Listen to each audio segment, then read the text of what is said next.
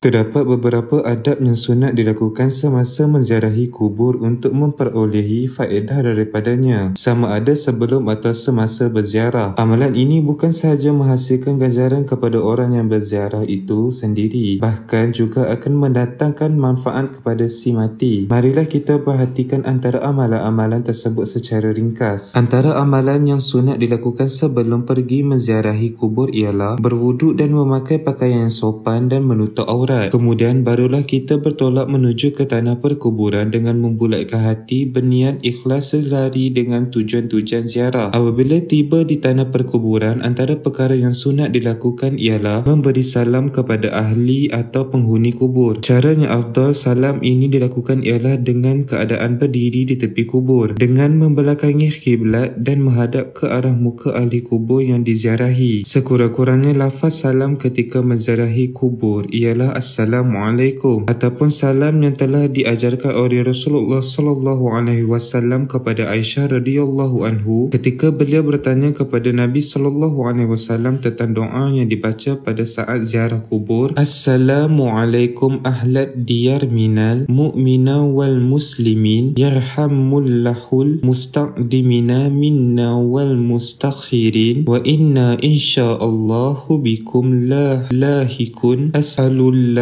lana walakumul afiyah. Semoga keselamatan tercurah kepada kalian, wahai penghuni kubur, dari golongan orang-orang beriman dan orang-orang Islam. Semoga Allah merahmati orang-orang yang mendahului kami dan orang-orang yang datang belakangan. Kami insya-Allah akan menyusul kalian. Saya meminta keselamatan untuk kami dan kalian. Hadis riwayat Ahmad, Muslim, Ibnu Hibban. Assalamualaikum ya ahlal kubur minal muslimina wal mu'mina antum lana salafun wa nahnu lakum tuba'un wa inna insya'allahu bikum lahikun. Selamat sejahtera kamu wahai ahli kubur dari kaum muslimin dan mukminin. Kamu mendahului kami dan kami berikutmu, dan kami insya-Allah akan mengikutimu. Boleh juga dengan bacaan yang lebih ringkas. Assalamualaikum darra qaumin mu'minin wa inna insya'allahu bikum lahikun. Keselamatan untuk kalian wahai penghuni rumah kaum mukminin, kami insya-Allah akan menyusul kalian. Hadis riwayat Muslim. Antara adab-adab lain yang boleh dilakukan semasa menziarahi kubur, disunatkan untuk membaca Al-Quran dalam keadaan duduk, terutamanya membaca surah Al-Ikhlas sebanyak 11 kali atau membaca surah Yasin, kemudian menghadiahkan pahala bacaan itu kepada mereka. Sabda baginda sallallahu alaihi wasallam yang diriwayatkan oleh Ad-Daraqutni yang bermaksud, siapa yang masuk ke kawasan perkuburan lalu membaca surah Al-Ikhlas 11 kali kemudian menghadiahkan pahala bacaan itu untuk orang-orang yang mati, maka dia akan diberi pahala sebanyak bilangan pahala orang-orang yang mati. Sebuah hadis lain yang diriwayatkan oleh Ma'qil bin Yasar radhiyallahu anhu, Abu Daud, dan dianggap sahih atau Ibnu Hibban bermaksud, bacalah ke atas keluarga kamu yang telah mati akan surah Yasin. Setelah selesai membaca Al-Quran, untuk menghadiahkan pahala bacaan kepada si mati sebaiknya dibaca Allahumma aushil sawaba ma qarutuhu ila fulanin. Ya Allah, sampaikanlah pahala apa yang telah ku baca ini kepada si fulan. Setelah itu disunatkan kita berpaling ke arah kiblat serta mengangkat kedua belah tangan untuk berdoa. Dalam kita memilih mana-mana doa yang akan dibacakan, apa yang lebih penting ialah kesungguhan kita dalam memahami maknanya, kerana ianya dapat menolong ke arah melahirkan matlamat ziarah itu sendiri. Kita juga disunatkan memberi salam ketika melintasi mana-mana kubur orang-orang Islam walaupun tanpa niat untuk ziarah, dan juga berdoa untuk keselamatan mereka. Selepas berdoa, antara amalan yang boleh kita lakukan ialah merenjaskan atau memercikkan air ke kubur dan meletakkan pelepah daun atau bunga yang masih hijau di atas kubur. Semoga Allah selalu mencurahkan taufiknya kepada kita untuk dapat sentiasa beramal.